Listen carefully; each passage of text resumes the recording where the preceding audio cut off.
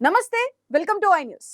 Delhi liquor scam కేసులో భాగంగా money laundering అభియోగాలపై arrest అయిన ఎమ్మెల్సీ కల్వకుంట్ల కవితకు బెయిల్ వస్తుందా లేదంటే జైలుకు పోక తప్పదా అనే విషయంలో తీవ్ర ఉత్కంఠ నెలకొంది. కవితను అరెస్ట్ చేసే సందర్భంలో అవసరమైన లీగల్ ప్రొసీజర్ ఫాలో కాలేదు కాబట్టి తప్పక బెయిల్ వస్తుందని బీఆర్ఎస్ న్యాయవాదులు నమ్మకంతో ఉన్నారు.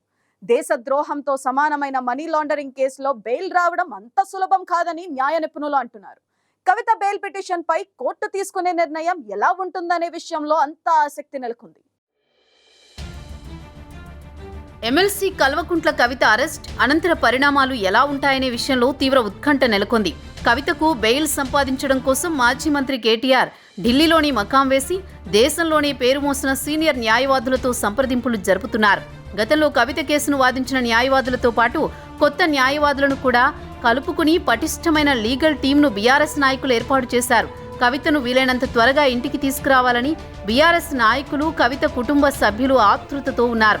అరెస్టు చేసే సందర్భంలో లీగల్ ప్రొసీజర్ సరిగా పాటించలేదని కవిత తరపు న్యాయవాదులు కోర్టును ఆశ్రయించారు. తాను మహిళను కాబట్టి అసలు తనను విచారణ కోసం దర్యాప్తు సంస్థల కార్యాలయానికే పిలవద్దని కవిత ఇప్పటికే సుప్రీంలో పిటిషన్ వేశారు.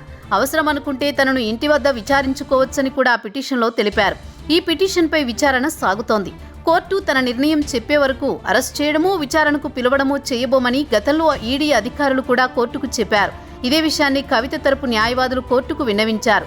కవిత కేసు విచారణలో ఉండగా అరెస్ట్ ఎలా చేస్తారని ప్రశ్నించారు. ఇదే కేసులో గతంలో అరెస్టైన కొందరికి బెయిల్ వచ్చింది కాబట్టి కవితను కూడా అదే గ్రౌండ్స్లో బెయిల్ ఇవ్వాలని ఆమె తరపు న్యాయవాదులు కోరుతున్నారు. బెయిల్పై ఉన్నవారు విచారణకు హాజరవుతున్నట్టే కవిత కూడా వస్తారని చెప్పారు. అయితే దర్యాప్తు సంస్థల వాదన మరోలా ఉంది. కవితకు ఎట్టి పరిస్థితుల్లోనూ బెయిల్ ఇవ్వవద్దని వారు కోర్టును కోరుతున్నారు. ఢిల్లీ లిక్కర్ స్కామ్ విచారణ తుది దశలో ఉందని, ఈ కేసు మనీ లాండరింగ్ చట్టం పరిధిలోకి వస్తుంది కాబట్టి నిందితులను అనేక కోణాల్లో విచారించాల్సి ఉందని వారి వాదన.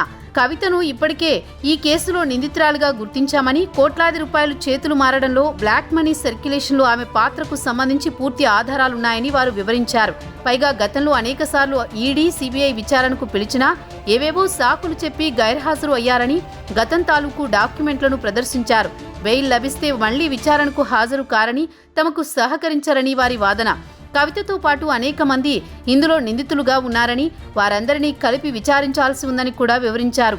కవిత పిటిషన్పై సుప్రీంకోర్టులో విచారణ జరుగుతున్న విషయం కూడా తమకు తెలుసు అని, అయితే కవిత పిటిషన్ సిఆర్పిసి చట్టాలపై వేశారని వారు అంటున్నారు.